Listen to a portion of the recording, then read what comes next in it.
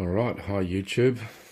Something a bit different today upon request, so we'll call it krawler time. Here is Vaterra Ascender.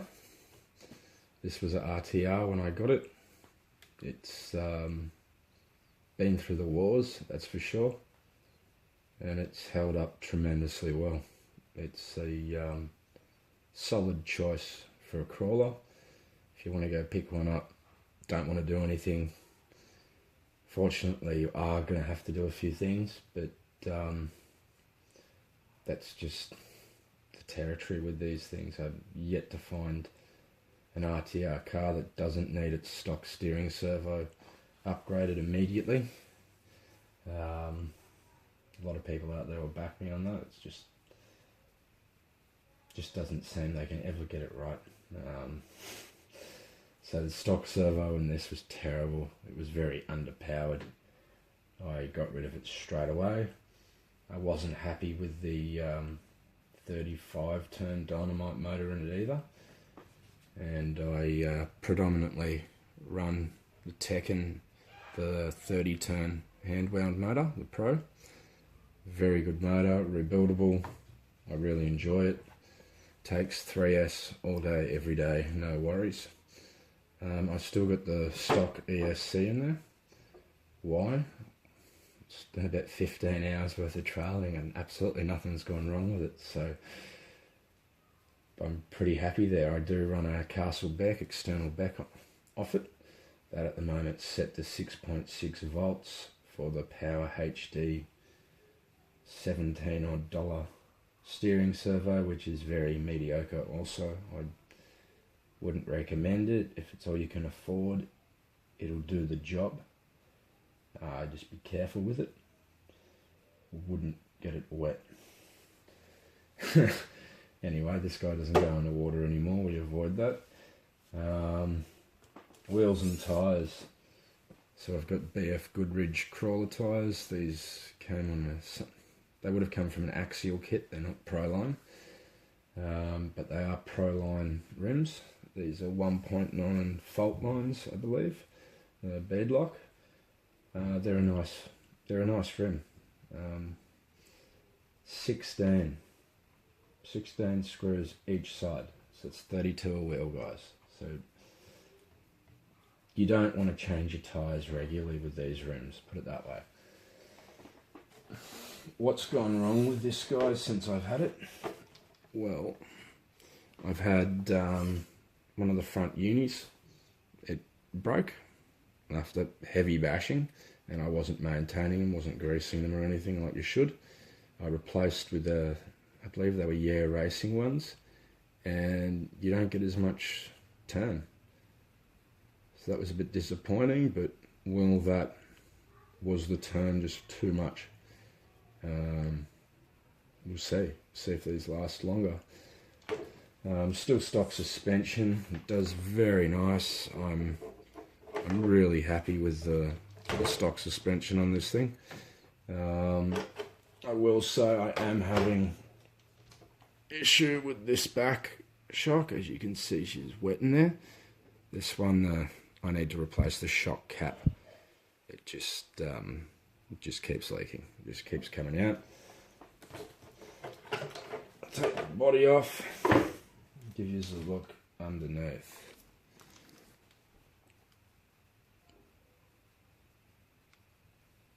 Nothing special under there.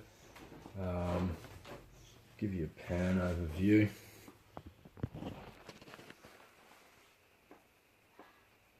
So as you can see, it's still, for the vast part, stock links, stock knuckles.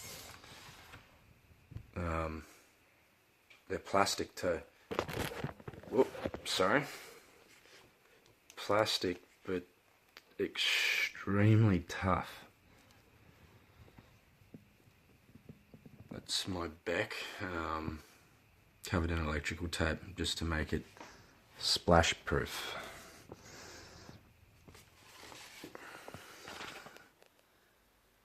I am running a Fly Sky GT3B remote and receiver. Why? Well, I dropped the Spectrum. Otherwise it would still run the Spectrum. All in all, your Vaterra Ascender is a very good package.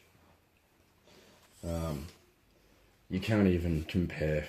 I mean, well, people do, but you go get an SCX10 and you go get one of these and just out of the box run them against each other.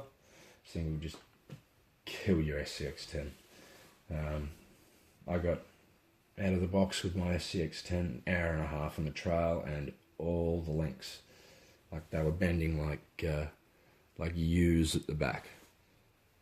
It was just terrible. So this guy comes with those metal links, which Axial should have done from the beginning. I don't know why they didn't. Save cost, make people have to keep replacing everything. I don't know. Anyway, well, I'm not saying an SCX10 is a bad vehicle, but you replace the majority of it, it becomes a killer vehicle. My krawler of choice, to be quite honest, I love the Vaterra, but I'll run my 4-link SCX10 any day of the week. It's just, there's not a lot of original parts left of it to get it to where I wanted it to be, how I want it to perform. Poison Spider, Axial Poison Spider front bar, plastic. Doesn't mount perfect, but it can be done. You can see that. Bit of a bend in there. So it's not a perfect fit. I had to cut the little knob bits off in there, but you can get it to work. It's just a bit more of a snub-nosed look, you know. I'm not coming into trouble there with the wheels and tyres touching. One thing I haven't fiddled with, and I will touch on before I go, is you probably all noticed these holes down the side. Right here. So, what's that for? Well, it's an adjustable chassis. So there are 4 different wheelbase lengths you can achieve with the Vaterra Ascender, which is pretty cool. You just have to extend your links or shorten your links, and that's done. You can just see in there those little extender bars there. So not a massive task, but yeah, you don't have to keep it by any means how it comes out the box, which is cool. It's unique, and your floating battery tray there, it goes with the body. You know, I think, is it sort of gimmicky? I don't know. It sort of moves. Mine's got tight, but yeah, you can see it there. It's moving around.